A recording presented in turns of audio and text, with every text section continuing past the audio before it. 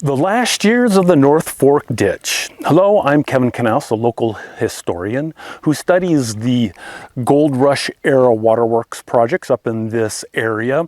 And the North Fork Ditch was created in 1854 and ran until the 1950s when Folsom Dam was completed.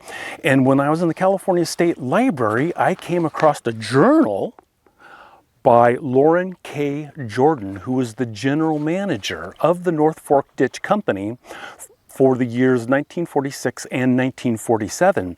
And this typewritten journal gives an incredible amount of detail about the operation of the North Fork Ditch, the problems they encountered on a virtual daily basis, and the growth of the South Placer and Northeast Sacramento counties. And just going through this voluminous record, I went through and I summarized it, and I have put it in a blog post for greater detail. I am standing in the North Fork Ditch, which I think they may have referred to as Panorama Point. But the North Fork Ditch, created in 1854, ran from Auburn. They had a dam up there, and then it ran all the way down 22 miles to essentially the Sacramento-Placer County line, and they had two reservoirs there, the Hinkle Reservoir, but the main one that Jordan talks a lot about was the Baldwin Reservoir. Now, this is a diagram of the Natoma Ditch, which mirrored the North Fork Ditch, but you can see how wide, about 8 feet across, and they usually ran a depth of about 3 foot of water in there. This image, you can see, this was up by Oregon Bar, you can see the slope that they were working with to maintain this ditch. And in 1946, it was an open ditch right around the side of these very, very steep hillsides. Now, of course, they did have flumes. Sometimes they were wooden flumes and sometimes they were metal flumes. This gentleman here is standing next to one of the half-pipe metal flumes that was installed. The problem with the metal flume is it couldn't go around angles, so they would have to build wooden flumes around some of those areas that were very difficult. Now, there were also a couple tunnels on the North Fork Ditch. This tunnel is right above Avery's Pond on the Mormon Ravine. And oftentimes Jordan would mention that Louis called him from the tunnel and was telling him about a ditch break or some other issue, because the North Fork Ditch did own a telephone line that ran the length of the ditch, but they did not have electricity mostly on the ditch. This image is of grading of Hinkle Reservoir in 1916, and the Hinkle Reservoir supplied water down to Ashland, which was essentially paralleled the Auburn-Folsom Road. But the big reservoir was Baldwin, and that was actually put in the 1850s. And the old Google Maps still show Baldwin Reservoir and the ditch line. They called it the High Line Canal, that in 1946 Jordan was working on to construct down to the Penstock. And the Penstock was a small pond right around where the American River Canyon waterfall is today. And from the Penstock, it put water into the different pipes that went to Orangevale and Fair Oaks.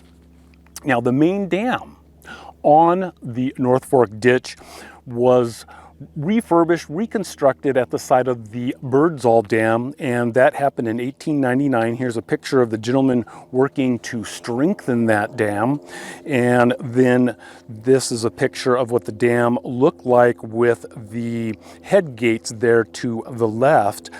And that's what Jordan was working with to get water into the canal and move it down. They had what was called 3,000 inches of water, and that was quite a bit of water moving through the canal.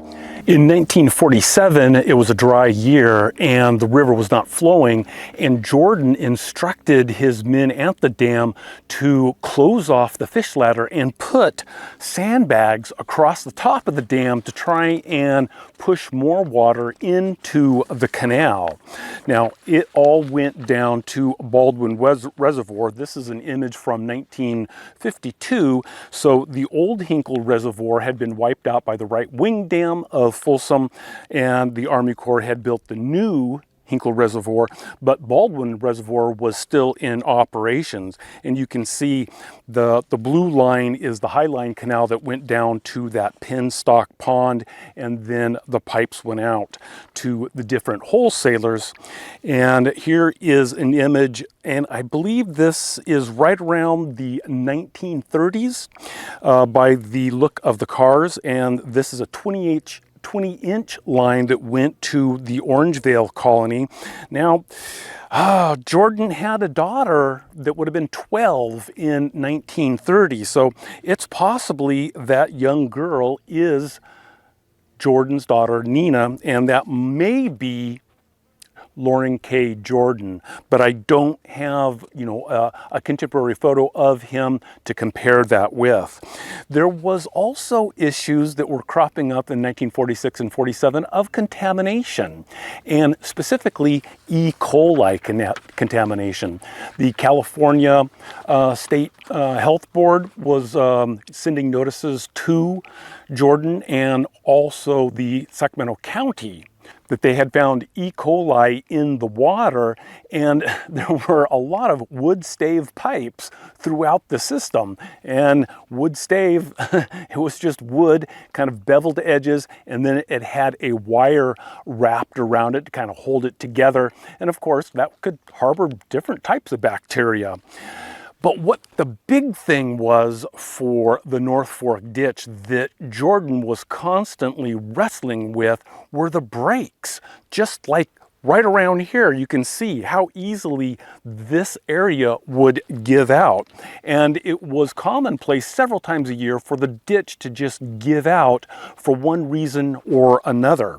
And a big serious break happened in June 1946 near Dead Horse Ravine. And Jordan does a wonderful job of describing how he may get a call in the middle of the night, and he lived in Sacramento. So he was getting up to the ditch. He was trying to get men from the employment office, and they had to work at night. They had no electricity. He would get lanterns from Folsom and Auburn so they could work at night to rebuild the canal. And it was a monumental task trying to get all those people in there. And oftentimes these breaks occurred in very remote places like this or up by Oregon Bar with steep sides, and it was difficult to get the machinery in there and the men to repair the ditch. Other major breaks that Jordan recorded were on August 9th of 46, another one on May 25th, 47, June 23rd, and July 18th. Now, this picture here is up near Oregon Bar, and you can see, now this portion happens to be lined in concrete, but you can see the retaining wall that they would use to support the riverside of the canal. And if something, some of those rocks gave out, or there was a big rainstorm, something would give way and everything would kind of fall apart. This is another image below Oregon Bar, and you can see the remnants of the concrete lining. Most of the canal had concrete lining, but not all of it. And you can see how it can easily give out on that steep slope. Behind me is the dam of Baldwin Reservoir, which was built in the 1850s and probably raised. And Jordan spent a lot of time here because he was always checking the reservoir levels. There were bridges that need to be maintained.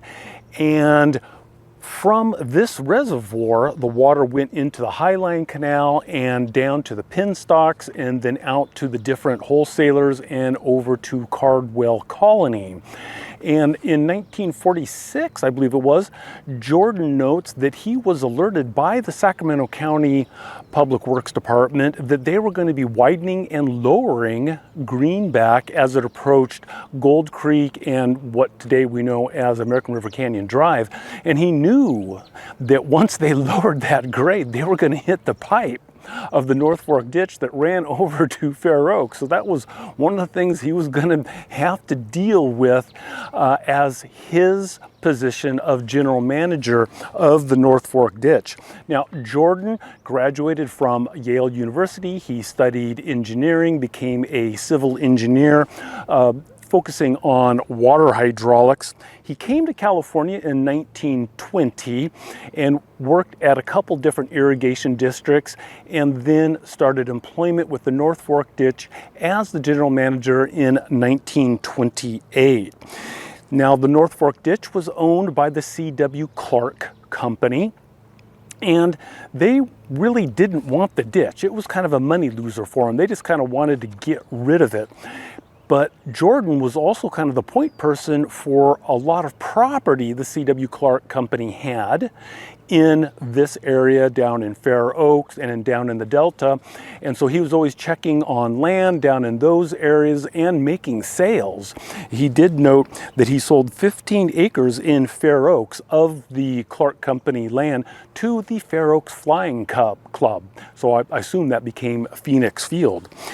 Jordan was a civil engineer and a land surveyor, and he did several maps for the North Fork Ditch Company. This one here from 1928, I believe, that shows some work from the reservoir of the North Fork Ditch, the old Hinkle Reservoir.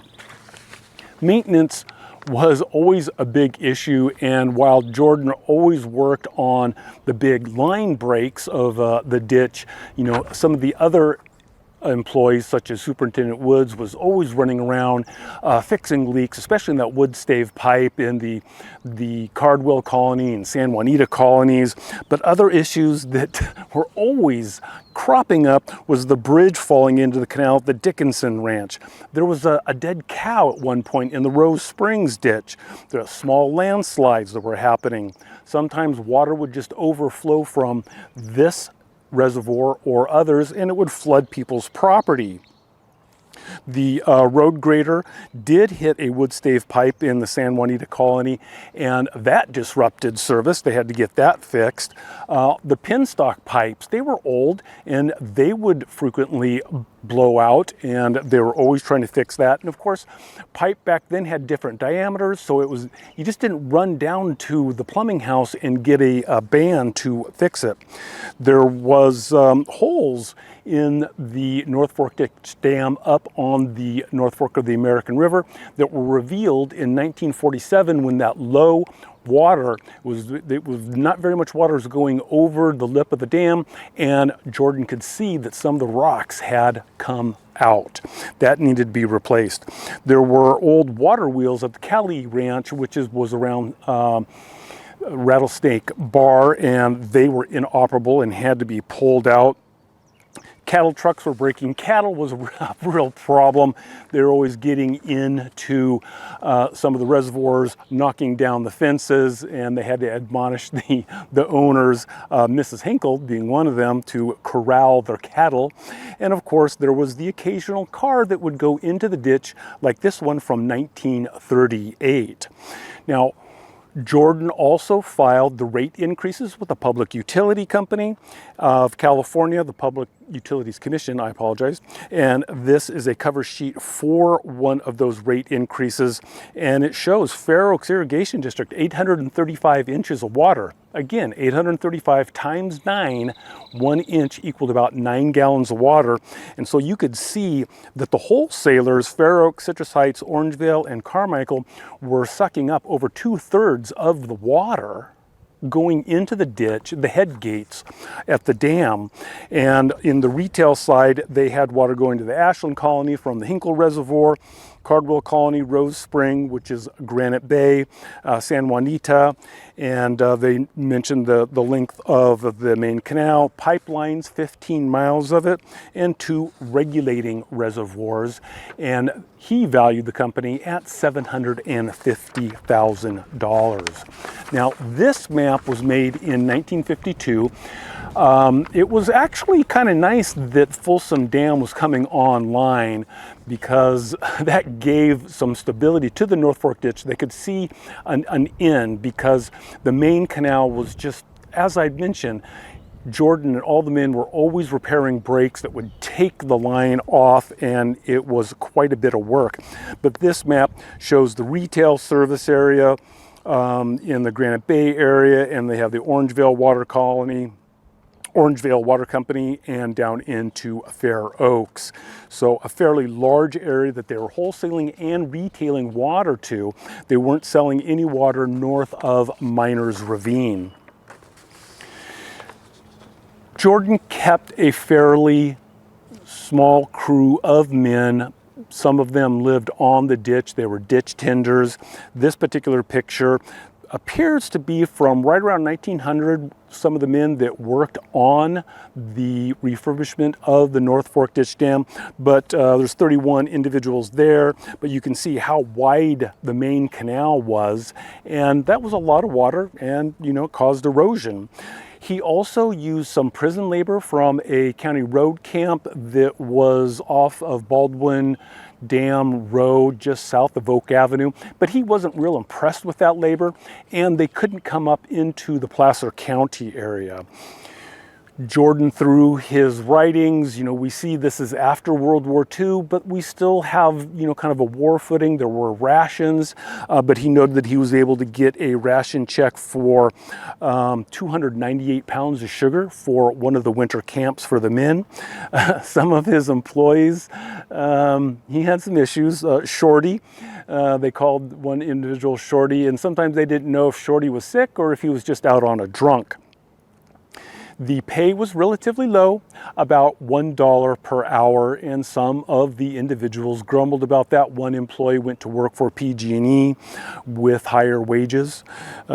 This shows some of the men on the North Fork ditch as this line canal is turned into one of the flumes, and some of the men grew up along the ditch and still had houses there. Others were living in cabins that the North Fork ditch owned.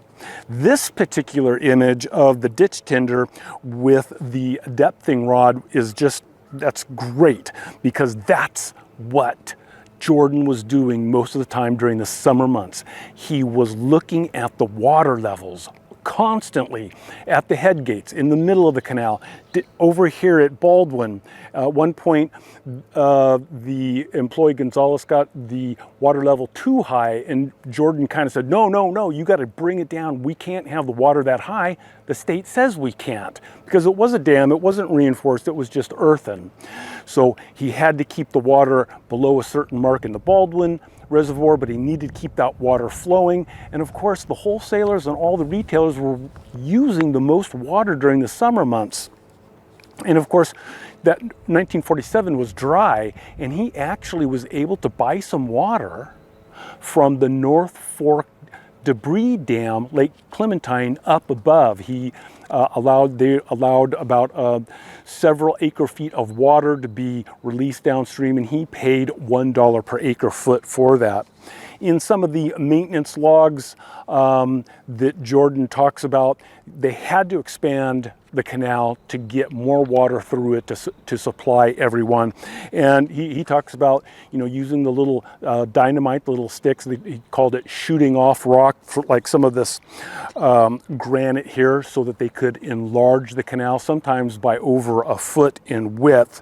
And that was expensive. All of this maintenance was expensive, as the territories that they could retail and wholesale water to, people were moving in. The Inwood colony there that was established by Isaac Hinkle, there were people that were buying land there, and in 1947, Jordan had to go survey that property to find out the best way to get a pipeline in there to serve everyone.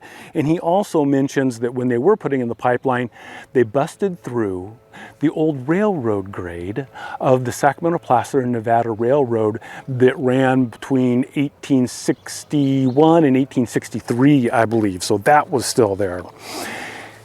And even though the wholesalers protested the rate increases very strenuously, they just maybe didn't realize, even though Jordan was talking to him constantly, that the North Fork Ditch was losing money.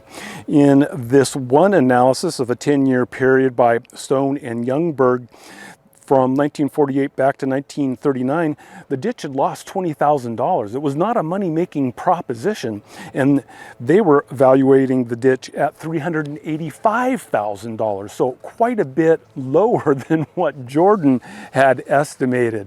So, the journal is just packed with information and names and dates, and I really can't even, I'm just scratching the surface with this.